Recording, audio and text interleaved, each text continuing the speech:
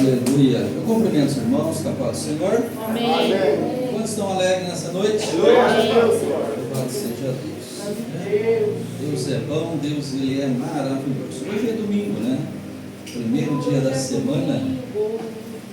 E Deus ele é maravilhoso, se faz presente em nosso meio.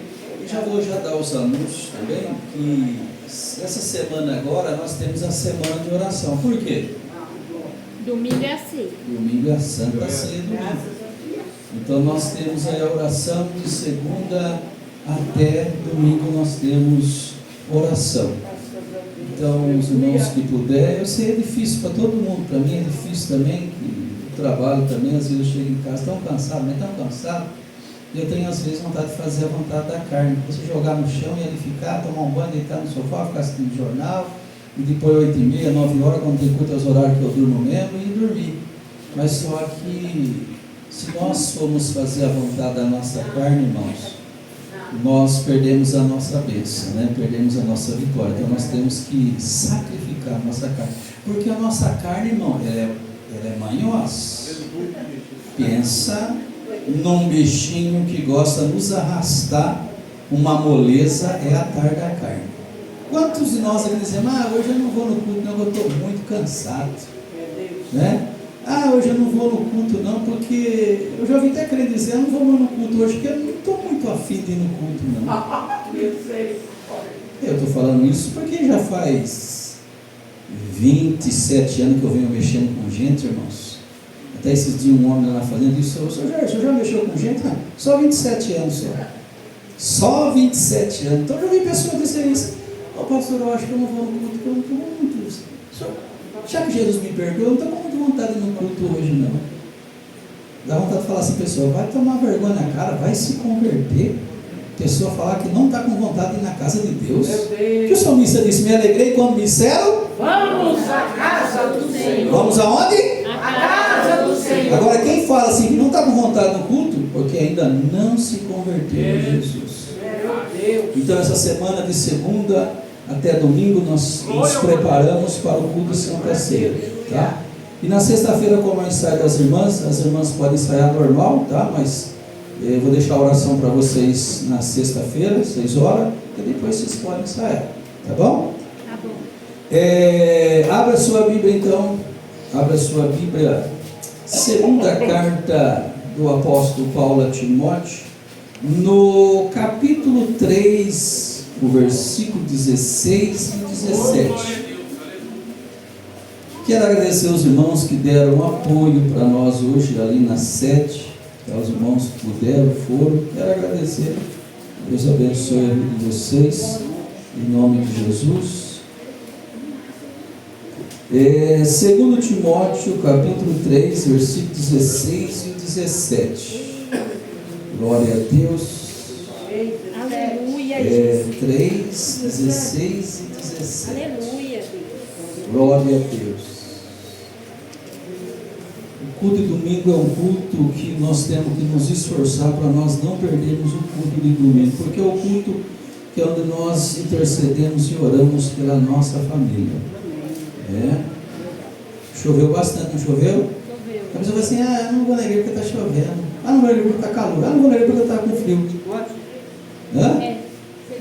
Aí amanhã de ir trabalhar, a pessoa diz assim, não vou trabalhar não porque está chovendo, não vou trabalhar porque está frio, não vou trabalhar não porque está muita poeira, muito calor. Irmão, nós como cristãos, nós temos um hábito tão horrível, tão feio, que nós devemos largar esse hábito, né? De deixar as coisas de Deus em último plano, e as nossas coisas que é interesse nosso, que é interesse da carne, em primeiro lugar. As de Deus nós deixamos em último plano. Aí falamos assim, Senhor, me abençoa, Jesus, me dá vitória, meu Deus, faz isso, faz aquilo. Meu Deus. Irmão, como que Deus vai abençoar um crente desse? Eu conheço um crente que quando ele está na prova, ele é uma bênção. Deus abençoa, ele já deixou de ser uma bênção, irmão. Já vi muitos crentes assim. Quando ele está na prova, ele é uma bênção. Ele não falta culto, é avivado, Deus abençoa ele. Eu conheci um irmão que ele vivia orando para Deus dar um carro para ele. Aí na igreja, levar a família. Deus abençoou, deu um carro para ele. Veio com o carro, começou a sair pescar, irmão. Deixou os cultos, ia pescar. Vou pescar com meus amigos. Aí perdeu o carro. Aí começou perdi um culto com a família. Existe crente, irmão, que Deus não pode abençoar ele, sabe por quê? Porque se Deus abençoa, ele se relaxa. Mas quando ele está na prova, ele é um crente que, é avivado, faz isso, faz aquilo. Mas Deus não pode abençoar, não tem aquele provérbio lá fora, dá asa à cobra, né? Não tem aquele provérbio aí fora? Hã? Acharam, irmãos? Então diz assim a palavra do Senhor: toda a escritura divinamente inspirada e proveitosa para ensinar, para exortar, para corrigir, para instruir em justiça, para que o homem de Deus seja perfeito e perfeitamente instruído para toda boa obra. Glória a Deus, irmãos, posso sentar? Aleluia. Adorando esse Deus maravilhoso, esse Deus glorioso, que se faz presente em nosso meio nesta noite. Glória a Deus. Eu disse aos irmãos na sede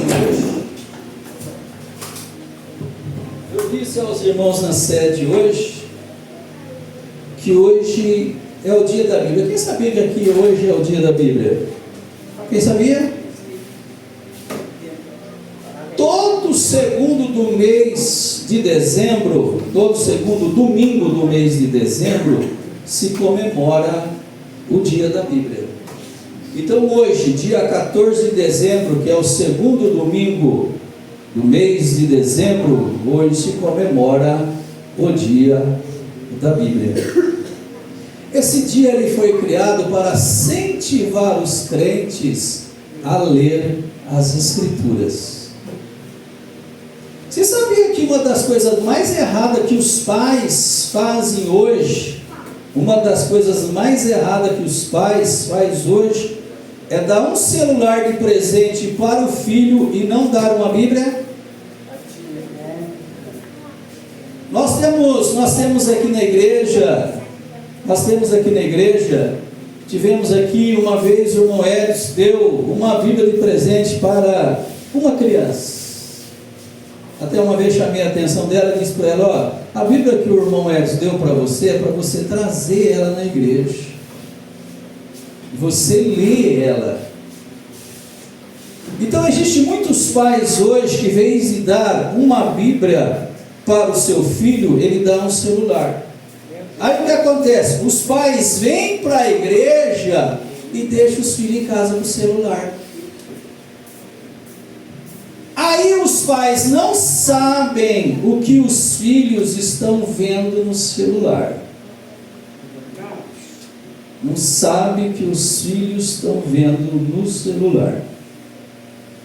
Em vez de dar uma Bíblia para o filho, dá um celular de presente. É um dos maiores presentes que você pode dar para o seu filho, é a Bíblia. E para você incentivar o seu filho a ler a Bíblia, você também tem que ler a Bíblia também. Porque não adianta nada você dar uma Bíblia de presente para o seu filho, incentivar o seu filho a ler a Bíblia e você também não ler a Bíblia. Então, um dos maiores presentes que nós podemos dar para os nossos filhos é uma Bíblia de presente e incentivar eles a ler a palavra de Deus. E o dia da Bíblia, isso daí já foi criado há muitos anos, desde 1549, foi na Inglaterra, foi criado esse movimento para incentivar os crentes na Inglaterra a ler as Escrituras, e aqui no Brasil chegou em 1850, quando os missionários vieram para o Brasil e começaram a incentivar também os brasileiros a ler as Escrituras e criaram em 1850 o Dia da Bíblia, para incentivar os crentes a ler as Escrituras. E ficou só entre os crentes, os pastores incentivando os irmãos, distribuindo Bíblias. Quem já viu aquelas Bíblias de bolsa, aquelas pequenininhas da capinha azul? Muitos missionários distribuíram essa Bíblia, uma Bíblia de bolso, e muitos ainda, principalmente a missão Portas Abertas, distribui muito.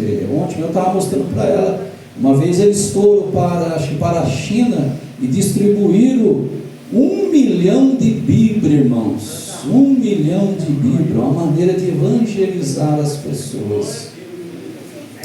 E isso só se tornou lei aqui no Brasil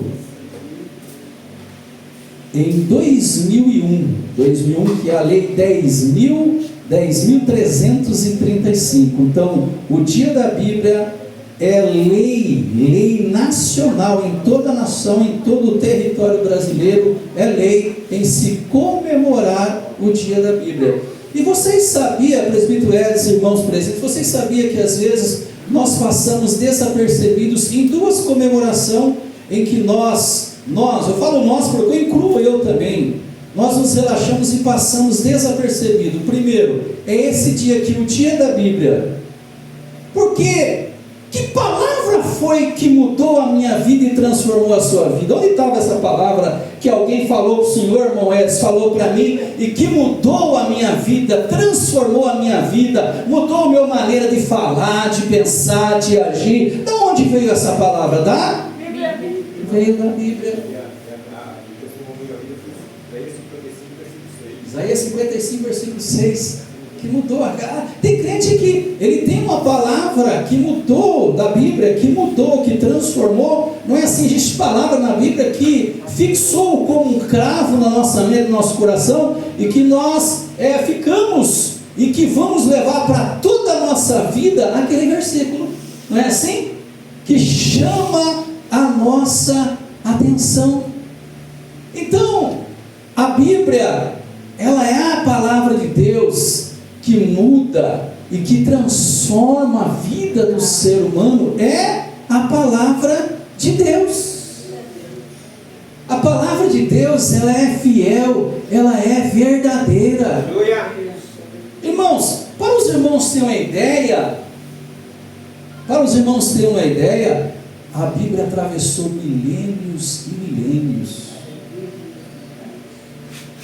Sofreu perseguições. Aqui no Brasil, muitas escrituras, muitas Bíblias foram queimadas para a chegada dos missionários, que é 1527 ou 1557, uma coisa assim. Quando os missionários chegaram aqui, muitos templos evangélicos foram queimados. Muitas Bíblias de montões eram ateados fogo. Por quê? Porque as pessoas estavam ouvindo a palavra de Deus. A Bíblia estava chegando em povos que não conheciam a palavra de Deus, e a vida das pessoas estava sendo mudada. Prostíbulos estavam sendo fechados, casas de prostituição estavam sendo fechadas, botecos estavam sendo fechados, por causa que a palavra de Deus estava transformando vidas, mudando pessoas. Então, são duas datas que nós passamos desapercebidos, que é o dia da Bíblia, que se comemora todo segundo domingo de dezembro, se comemora o dia da Bíblia, e que esse dia se tornou lei federal, que é a lei, já disse para os irmãos, 10.335, se tornou lei federal, deu essa liberdade para os evangélicos. Olha que bênção. Existe país que a Bíblia, ela é proibido de você ter uma Bíblia, como no caso da China, o Irã e muitos outros países. É proibido você ler a Bíblia em família, ou você ter uma Bíblia, você pode ser preso, ou até mesmo condenado à morte se você tem uma Bíblia. E hoje nós aqui no Brasil, nós temos toda a liberdade. O próprio governo deu essa autonomia a nós evangélicos, essa lei que respaldou nós evangélicos, para nós comemorarmos o dia da Bíblia no segundo domingo de dezembro. Nós não damos muita importância, sabia disso? Nós não damos muita importância ao dia da Bíblia. Nós não damos muita importância. Às vezes nós passamos desapercebido nessa data. Quer ver outra data também? E nós às vezes passamos desapercebido também, que é respaldado em lei por direito constitucional. Outra lei também é o dia do pastor. Quer ver? Quem sabe qual é o dia do pastor aqui? Quem sabe qual é o dia do pastor aqui? Hã? Vocês observaram como, irmãos? Como que nós passamos desapercebidos? Que são coisas que nós adquirimos por direito e que nós passamos desapercebidos. O dia do pastor, O dia do pastor é o segundo domingo do mês de junho. Não sei se o irmão Edson aqui lembra. Uma vez, não sei se foi o ano passado, o ano retrasado, no dia do pastor ele me deu um presente. Lembra? Ele foi lá em casa e me deu um presente. O senhor sabe o presente que o senhor me deu? Ele me deu um sapato de presente no dia do pastor. Você sabia que às vezes, então o dia também do pastor é uma data também que é um direito do pastor também, e que às vezes os membros da igreja passam desapercebidos e chegaram ao pastor e dizer: pastor, meus parabéns pelo seu dia, Deus abençoe, obrigado, o senhor está me suportando, eu aí tudo certo.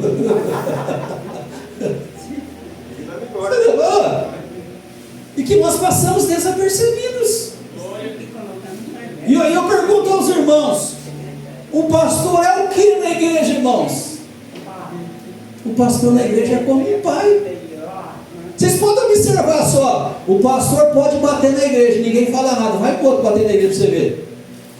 Por quê? Porque o pastor é pai. Vocês entenderam? Então, são uma das datas que nós também passamos desapercebido. Vamos ver se os irmãos vão guardar agora quando chegar em junho do ano que vem. Está jogando uma indireta. Vocês entenderam? Então vamos dizer assim: é direito que nós adquirimos por lei, e que nós temos por lei esse direito. Direito por lei. Como que nós lembramos no dia das mulheres, no dia dos pais? Como que nós lembramos? E no dia da Bíblia nós passamos desapercebido. Mas não tem o dia dos homens. Eu acho Hã? que estão errados. Vocês entenderam? O dia dos homens. Só das mulheres. Então, são coisas que nós temos por direito e abrimos mão. É como a salvação. A salvação é por direito. O Senhor Jesus nos deu a salvação por direito. Jesus deu o decreto por direito, pelo seu sangue derramado na cruz. Ele comprou a minha alma e comprou a sua alma. Então ele deu por direito a salvação. Mas só que as pessoas, tem direito, mas para adquirir esse direito tem que ir até Jesus. E cadê que as pessoas vão até Jesus? Jesus já morreu, Jesus já mostrou o caminho, Jesus já mostrou a porta. Aleluia! E por que as pessoas vão? É direito a pessoa passar por essa porta que é Jesus. É por direito a pessoa passar por esse caminho que é Jesus. É por direito ele entrar no céu de glória. Mas ele tem que ir até Jesus. E vocês sabiam que na terra tem as leis?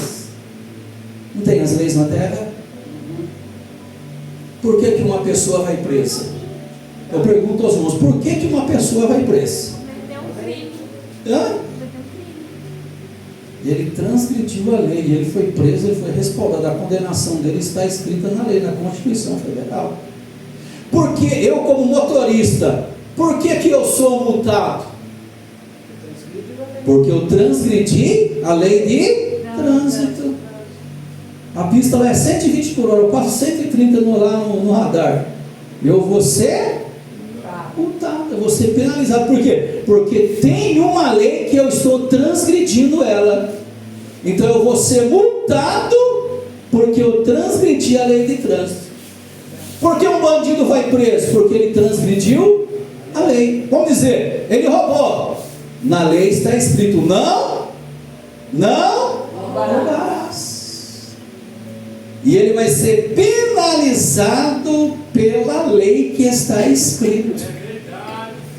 Ele é penalizado pela lei que está escrito.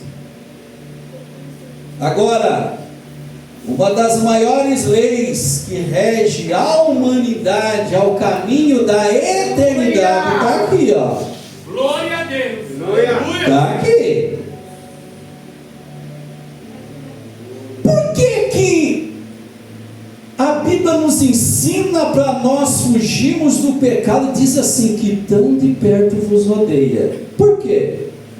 Porque o pecado, ele é uma espécie de transgressor da lei divina. E o pecador, ele é penalizado pela lei divina, porque ele transgrediu a lei divina. O irmão Hermes leu aqui Lucas 16, 19 ao 31, não foi? Lá conta um homem chamado Lázaro que foi para onde? Ele foi para o seio de Abraão. Por quê? Porque a vida dele estava respaldada na lei divina. E existe outro que foi para o Hades, para o inferno, chamado rico. Ele não tinha nome, rico. Então ele foi para o inferno. Agora, por que o rico foi para o inferno? Porque a vida dele não estava respaldada na lei divina, ele estava transgredindo a lei divina. Há um provérbio de Salomão que diz assim: para o entendido o caminho da vida é para cima, para desviar do inferno que fica para baixo. Então, o pecado, ele é uma espécie de um transgressor da lei divina. Por que a Bíblia diz que os nossos pecados, ele faz divisão entre nós e Deus? Porque o pecado, ele é um transgressor. A palavra pecado no grego é amartia, que traduzido para o português significa errar o alvo. E quem é o alvo? Jesus. O alvo é Jesus. Então o que o pecado faz? O pecado, ele faz nós desviarmos do alvo, ele faz tirar nós do foco, que é Jesus, que sempre está na frente. Então ele é um transgressor. O pecado, ele é um transgressor da lei divina. É ele que nos rodeia e quer transgredir a lei divina. E que se nós transgredirmos a lei divina, nós somos penalizados pelo aquilo que está escrito. Porque aqui mostra o caminho que vai para o céu, e aqui também está escrito que mostra o caminho que vai para o inferno. Aqui está escrito o caminho que leva a paz, vida eterna em Cristo Jesus, e aqui também está escrito aqueles que vão para o céu, e aqui também está escrito os perdidos que vão para o inferno. E aqui também está escrito os perdidos que depois vão sair do inferno e vão ser lançados no lago de fogo, a qual a Bíblia chama de a segunda morte. Por que a Bíblia diz que no dia do julgamento abrirão-se os livros e abrirão-se outro livro, o livro da vida?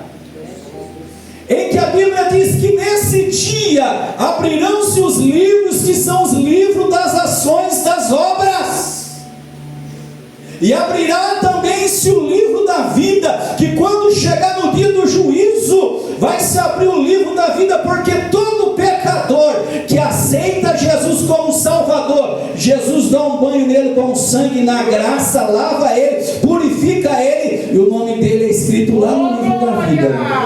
Está escrito, o nome dele está escrito no livro da vida, e quando chegar naquele grande dia, então vai abrir o livro. O perdido, o nome dele não é encontrado no livro, e a Bíblia diz que eis ele amarrado de pés e mãos e lançado nas trevas exteriores, que é a segunda morte, o lago de fogo. Por quê? Porque está escrito.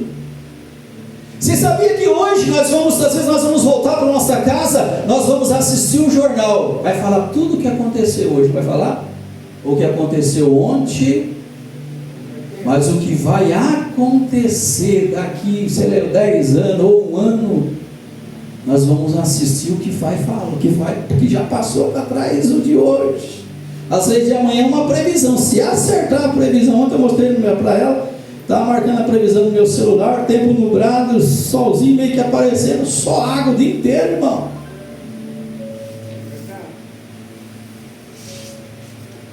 Então as Escrituras, irmãos, as Escrituras nos revelam coisas que ainda vão acontecer. E o salvo em Cristo Jesus, o nome dele já está escrito no livro da vida.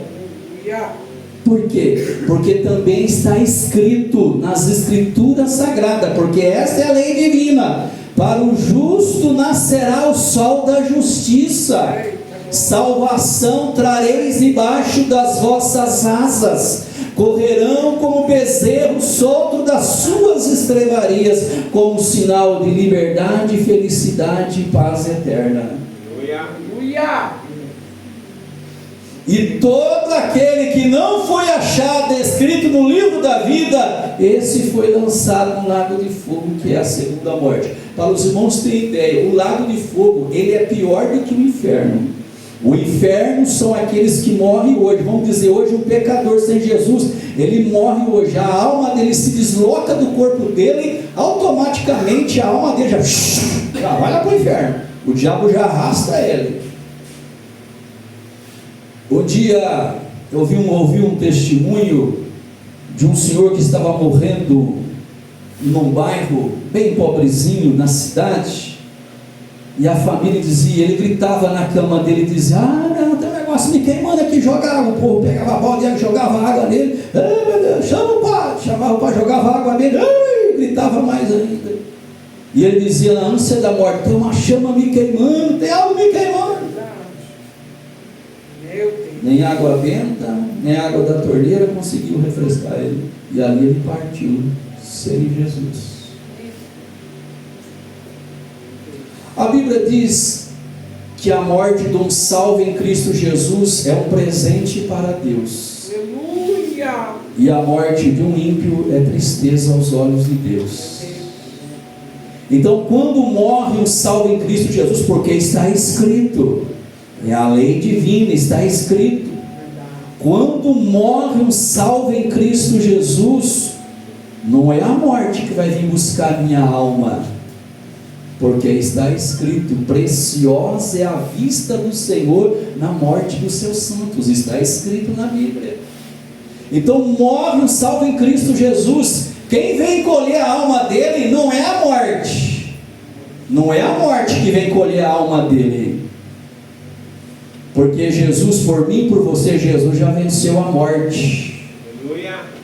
A morte, ela pode ceifar a minha carne, a sua carne. A morte, ela pode ceifar, mas a minha alma que esconde nesse corpo, porque está escrito também na Bíblia: do pó viesse, do pó tornarás. Não está escrito? Nós não viemos do pó, está escrito, mas também está escrito que como esse corpo, ele veio do pó, ele vai voltar de novo. Mas a minha alma, a morte não tem poder sobre mim. Na minha alma, a morte não tem poder sobre mim. Quem vai vir colher a minha alma quando chegar o meu grande dia? Quando chegar o grande dia, porque está marcado o dia, a hora, o mês, o ano, está marcado o dia que nós vamos morrer, a idade está marcado, está tudo escrito. Mas quando chegar esse dia, quem vai vir buscar a minha alma? A morte não. A morte não tem poder sobre a minha alma, porque eu sou um salvo em Cristo Jesus. Quem vai vir buscar a minha alma? Os anjos de Deus, que vai vir colher a minha alma e vai me conduzir ao paraíso de glória. Aleluia. Por isso que Paulo disse: isto que é mortal se revestirá da imortalidade, e isto que é corruptível se revestirá da incorruptibilidade. Aí Paulo diz assim: tragada foi a morte na vitória.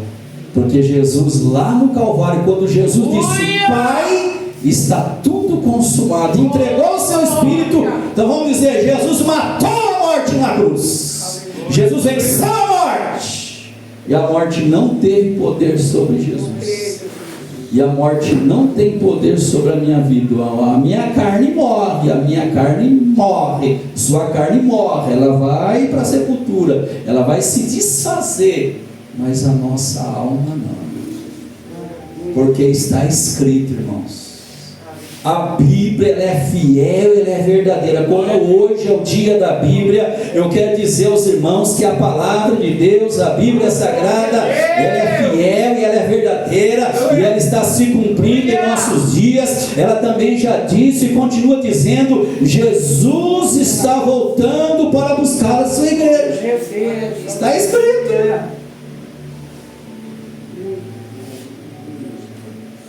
E vocês sabiam que nós, como cristãos, às vezes também nós transgredimos a lei de Deus? Transgredimos o que está escrito? Só que tem uma diferença daqueles que estão lá fora, que não entregaram a sua vida a Jesus, do que aqueles que estão aqui dentro, que entregaram a sua vida a Jesus. Por quê? Porque a Bíblia diz que o pecado tão de perto está nos rodeando, irmãos. Nós podemos, às vezes, nas nossas falhas, transgredir a lei divina. Aí a Bíblia diz: filhinhos, se vocês pecarem, vocês têm um advogado junto ao Pai, Jesus Cristo. Olha só o direito que as Escrituras nos dão, que se nós pecarmos, nós podemos dobrar o nosso joelho, se aproximarmos do Pai e dizer: Pai, me perdoa porque eu transgredi a sua lei, eu transgredi a sua palavra, eu pequei contra ti, me lava no teu precioso sangue e me purifica de novo. Aleluia. Porque nós que servimos a Deus, quando nós pecamos, é diferente do povo lá fora. O povo fala: pinta e embora, peca, nada no pecado, na imundícia, na lama do pecado, não sente nada. Vocês repararam que o salvo em Cristo, ele faz uma mentirinha só de brincadeira, que é para ele ficar acusação o dia inteiro. Aquele negócio fica roendo dentro dele, se ele não pedir perdão, parece que não está bem o dia para ele. Porque dentro dele mora o Espírito Santo de Deus, e vai falar para ele: ó, isso que você fez não está certo, está errado o que você fez, pede perdão. O pastor não está vendo, mãe não está vendo, papai não está vendo, a igreja não está vendo, mas Deus está vendo. Então o Espírito Santo de Deus vai trabalhar no nosso coração. Por quê? Porque o Espírito Santo de Deus mora no nosso coração, mora no nosso corpo, ele faz morada. Aleluia. Como diz o hino do cantor Júnior: o meu corpo é sua morada, por favor fique em casa e não saia mais daqui. E o crente em Jesus, quando ele abandona Jesus, não quer mais nada com Jesus. O Espírito Santo, ó, sai daquele corpo, aí se torna uma situação terrível, porque a Bíblia diz que a situação daquela pessoa se torna 7 vezes pior do que era, porque abandonou Jesus, o dono da vida, como a Bíblia diz, a fonte da vida. A pessoa abandonou Jesus. É um direito de adquirir a vida eterna em Cristo Jesus, mas também é um direito do pecador, se ele quiser. Jesus disse: quem quiser, venha após mim, segue-me. Então quem quiser, ninguém é obrigado.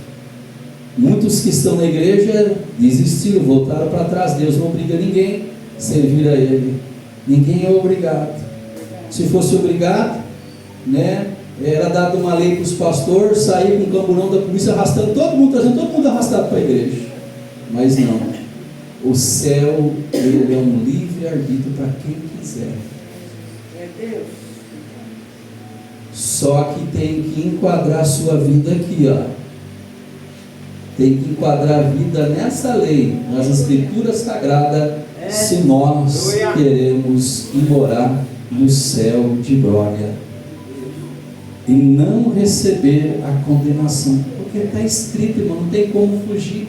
Você não vai pregar para a pessoa: não posso, tem que entregar a sua vida, a pessoa vai para o inferno. Inferno é aqui mesmo, o inferno é aqui mesmo. Se o inferno fosse aqui era bom, tem ventilador, tem ar-condicionado, tem Coca-Cola gelada com limão, algum cubinho de gelo, aqui é bom, né? Ninguém queria ir para o céu. Mas a salvação, ela foi dada de graça, porque está escrito. Ela foi dada de graça a todos quantos quiserem. E nós que estamos servindo a Jesus, firmamos nossos pés, as nossas vidas na presença de Deus. Quando o desânimo vir na porta do seu coração, bater na porta do seu coração, e querer entrar no seu coração, bater lá, eu quero entrar, porque o pecado está rodeando, nos rodeia todos os dias, e querer entrar, diga para ele: aqui não desânimo, aqui não tristeza, sai para lá tristeza. Quem mora nesse corpo, nessa casa que é Jesus, é o Espírito Santo de Deus. Ele me deu esse direito de eu gozar da paz, da alegria, da vida eterna em Cristo Jesus. Eu não quero mais tristeza, eu não quero mais sofrimento para a minha vida. Eu quero vida eterna em Cristo Jesus. Sofremos nessa terra, passamos sim tribulações, mas nós sabemos que um céu de glória espera a mim e espera você, porque aqui está escrito. A palavra de Deus, ela é fiel e verdadeira. A Bíblia é o livro mais vendido e mais lido no mundo, para os irmãos terem uma ideia. E a Bíblia, ela é conhecida como o livro dos livros, é as Escrituras Sagradas. Se você não leu a sua Bíblia, leia a sua Bíblia hoje. Cria-se um hábito de todos os dias, quando você acordar, eu procuro dar uma receita a hora que você levanta, porque a hora que você acorda, você já acorda mais descansado, a mente descansou a noite toda, aí você vai ler a Bíblia, você entende. Aí se você trabalha o dia todo e você vai ler a noite, dá sono. Por quê? Não é porque é preguiçoso, porque está cansado, irmãos. A carne nossa, ela é fraca, o cansaço bate. Aí nós vamos ler a Bíblia de noite, a gente às vezes lê alguns versículos, já começa a abrir a boca, né? Já começa a dar sono, não é verdade? Porque é o cansaço. Mas procura ler a Bíblia de manhã, que você está mais descansado, você entende até melhor. Você vai ler a Bíblia de noite, já começa a pensar no patrão, naquele companheiro de trabalho tribuloso, naquele dia lá, e você não entende nada. Aí você lê 4, 5, 10 vezes e não entende nada. Mas procura ler a palavra de Deus, que todo crente que lê a Bíblia, você vai ver, a mentalidade é outra, irmãos. A maneira de pensar é outra, a maneira de agir é outra. Amém? Amém. Vem à frente para nós orarmos pela nossa família, em nome de Jesus. Então, relembrando aos irmãos que amanhã